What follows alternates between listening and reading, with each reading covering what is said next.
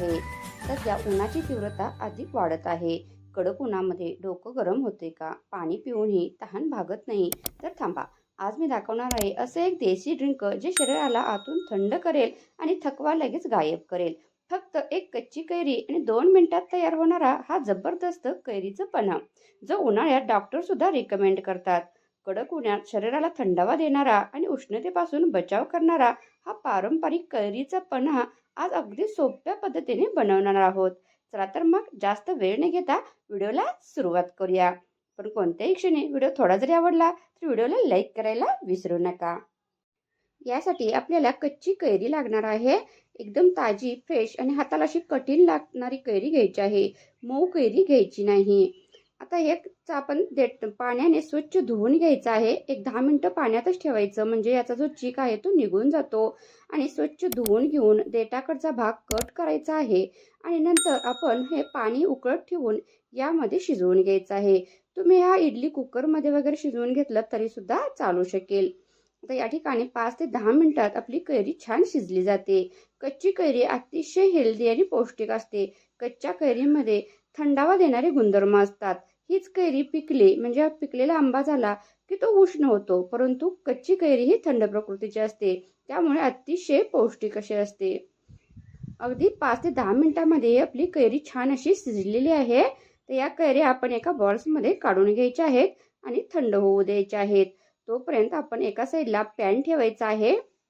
यामध्ये 1 टेबलस्पून जिरे, 1 टेबलस्पून बडीशेप, थोडीशी काळी मिरी, हिरवी वेलची, काळं मीठ आणि साधं मीठ हे घ्यायचं आहे. अगदी मंद आचेवरती हे व्यवस्थित भाजून घ्यायचं आहे आणि याची अशी बारीक पूड बनवून घ्यायची आहे. हा मसाला आपण तयार करून घ्यायचा आहे. इकडे आपली कैरी सुद्धा थंड झालेली आहे. तर याचा आपण गर काढून घ्यायचा आहे. कोय आणि साल साईडला करून हा आपण गर एका भांड्यातून काढून घ्यायचा आहे. आता हा मिक्सरच्या भांड्यामध्ये टाकायचा आहे. आपण जो मसाला तयार केलेला आहे हा 2 टेबलस्पून मसाला यामध्ये टाकायचा आहे.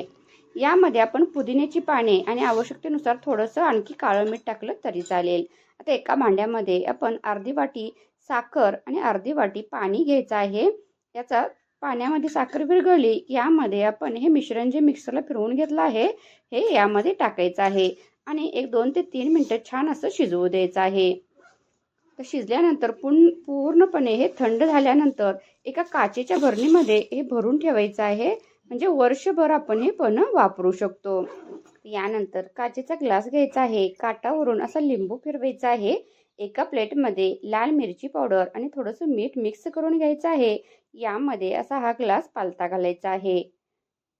हे तुम्ही स्किप पण करू शकता, फक्त हे आकर्षक दिसतं आणि जेव्हा आपण हे पन्ह पितो ना त्यावेळेस हे काठावरचं तिखट आणि मीठ जेव्हा आपल्याला म्हणजे तोंडाला एकदम छान असं चव देतं आणि दिसायला हे गार्निशिंग खूप छान दिसतं. तर अशा प्रकारे हे असं बनवून घ्यायचे आहेत ग्लास आणि यामध्ये आता बर्फाचे तुकडे टाकायचे आहेत, आईस क्यूब टाकायचे आहेत. व्हिडिओ खरंच मनापासून आवडला असेल तर प्लीज व्हिडिओला लाईक करा. त्याचबरोबर आपल्या मित्रमैत्रिणींना हा व्हिडिओ शेअर करा.